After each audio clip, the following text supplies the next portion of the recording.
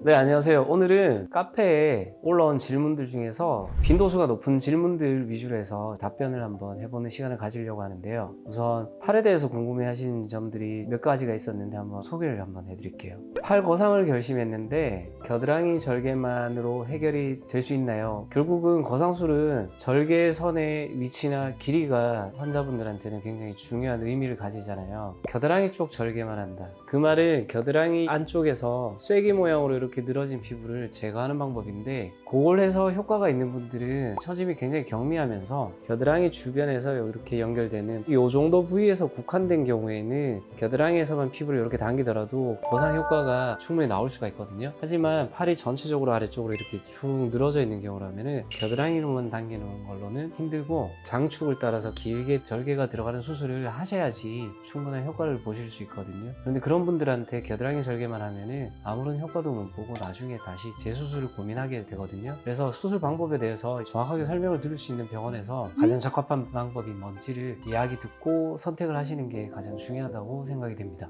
다음 질문을 한번 보면은 팔 거상 후에 흉터는 어느 정도인가요? 이런 질문들이 또 되게 많은데, 흉터를 최소화시키기 위해서 여러 가지 방법들을 쓰지만은 흉터라는 게 사람마다 신체 특성이 다르기 때문에 흉터가 남는 양상도 다 천차만별이지만 제일 중요한 포인트는 뭐냐면은, 보통은 팔을 이렇게 내리고 있잖아요. 그런 경우에 흉터가 최대한 숨겨지는 위치에 있어야 된다. 그 말인즉슨 팔 안쪽에 흉터선이 형성이 되어야지 팔을 내리면 상대방이 알아차리지 못한다는 거죠. 근데 절개선이 여기 아래쪽에 형성이 되게 되면은 팔을 내렸을 때는 그 부위가 뒤쪽에서 다 보이거든요. 그래서 절개선의 위치가 중요하고, 이 거상수술이라는 것 자체가 서구권에서 이제 많이 발달이 되면서 거기서 많은 방법들이 업그레이드가 되면서 현재 방법까지 이렇게 오게 된 건데, 백인들은 흉터가 거의 안 남는다고 보시면 돼요. 그렇기 때문에 그런 분들은 광범위하게 절제하는 거에 대해서 전혀 부담 없이 하세요. 하지만 우리 같은 동양인들은 백인에 비해서 흉터가 많이 남기 때문에 흉터 처리를 정말 깔끔하게 해야지 좋은 결과를 얻을 수가 있습니다.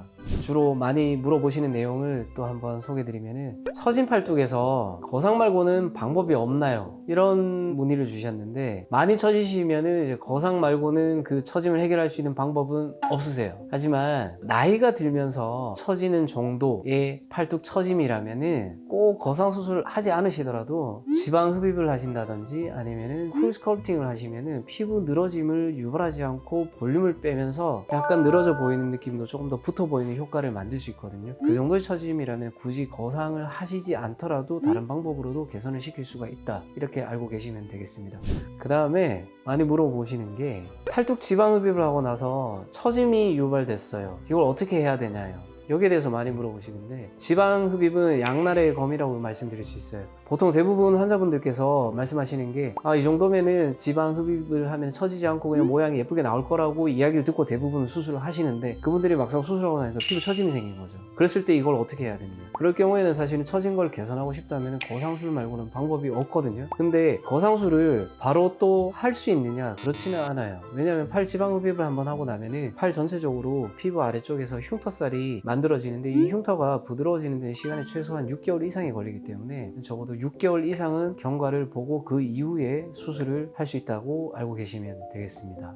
팔 거상 후에 회복 과정이 어떤가요? 이런 것도 질문이 많으시거든요. 팔 지방 흡입만 하셔도 손에 붓기가 생기거든요. 팔이 전체적으로 부으면 이제 붓기가 중력 방향으로 아래쪽으로 쏠리게 되는데, 팔 거상을 하면은 붓기가 지방 흡입보다 조금 더 생긴다고 말씀드릴 수 있고, 여러분들이 가지고 있는 직업 중에 굉장히 섬세한 작업을 요하는 분들이라면은 적어도 열흘 전후 정도의 휴식기는 좀 가지는 게 일을 하시는 데는 더 편하실 거라고 생각이 들거든요. 네, 오늘은 팔 거상술에 대해서 여러분들이 좀 궁금해 하시는 점들에 대해서 제가 몇 가지 제 대표적인 것들에 대해서 답변을 드렸는데요. 답변 드린 이 내용 말고도 더 궁금하신 점이 있으시다면 언제든지 댓글을 남겨주시면 저희가 성심성의껏 답변해 드리겠습니다. 감사합니다.